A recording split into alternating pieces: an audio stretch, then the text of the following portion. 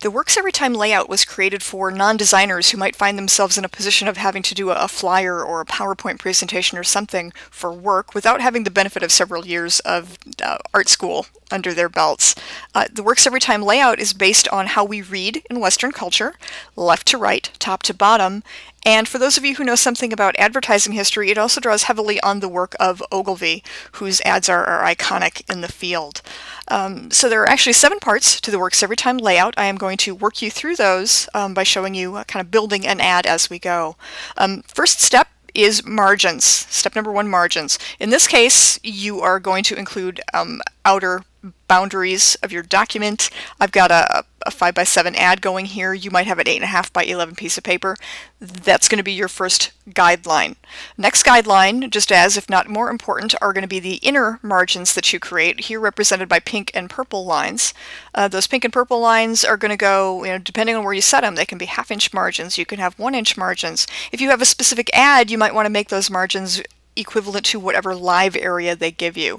Bottom line is that they are going to ensure that you have some white space in your ad, keeping text and other things from being cropped off accidentally. And as you all know, white space is not your enemy. Okay, step number 2 is to create yourself some sort of column grid. You can create a uniform grid. I'm going to go ahead and create a uniform grid right now using a column setup, just creating 2 columns. Or you could manually create some column guides if you wanted more of an uneven set. It all depends on what you've got going on, but you do want some, because shorter columns are easier for people's eyes to scan back and forth and read. Your next step is to actually add the graphic, something very bold, something very eye-catching. And we recommend that you put it at the top, because the viewer's eye has a tendency to go to, well, photos are magnets. Your eye is going to go right to them. And then the eye has a tendency by nature to fall to what's below.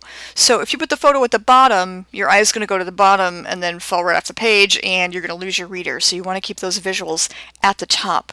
Make them bold, make them speak, make them the focal point. So placing your graphic or your visual is step number 3.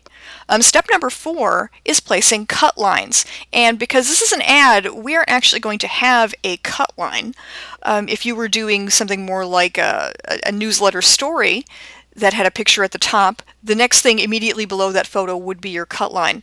Like I said, in this case, we are going to skip over that piece because this is an ad and we do not have a cut line. If you do have one, make it span the width of the photo. It should be the same width as the photo. Number 5 is to actually add your main headline, and usually that's going to go right below that cut line. It would be photo, cut line, followed by headline. It needs to be also big and bold. It should be the next biggest thing after your photo. And a couple of things about it. In this case, I've got a very, very short 1 word. But if you've got a headline that is multiple words, maybe it even extends to 2 lines deep, watch where it breaks. You don't want to have a whole long line of headline and then 1 lone little word following it. So do be careful of breaks. We discussed that more in the Works Every Time layout chapter in the White Space is Not Your Enemy book. We've got some good tips for that.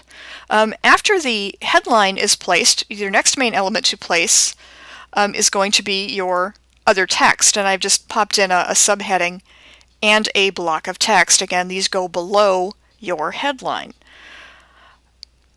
Make sure that your text, that you choose a readable font for your text, depending on where you're going to go. Typically, a good option is going to be a 10 to 11 point old style, something that looks like Times Roman. Or in this case, because I've got a fairly small amount of copy, I can get away with a sans serif font.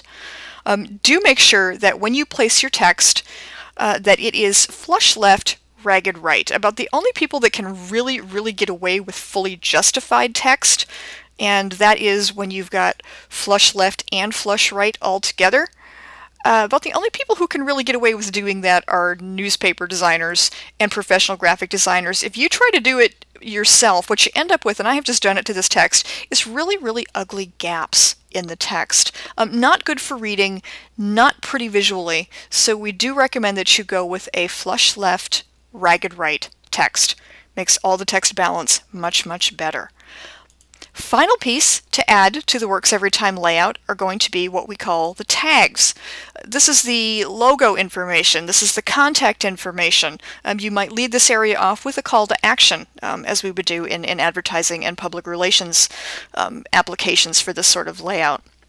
Include a URL if you've got one. Include the phone numbers if you've got them.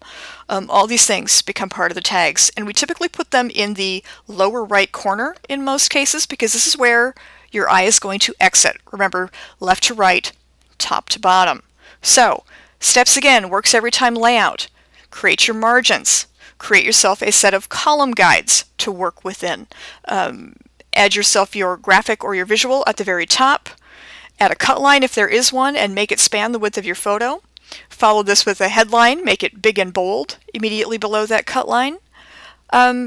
Followed with your text, which is number 6, and number 7 is place your tags in the lower right. That's the basic overview of the Works Everytime layout.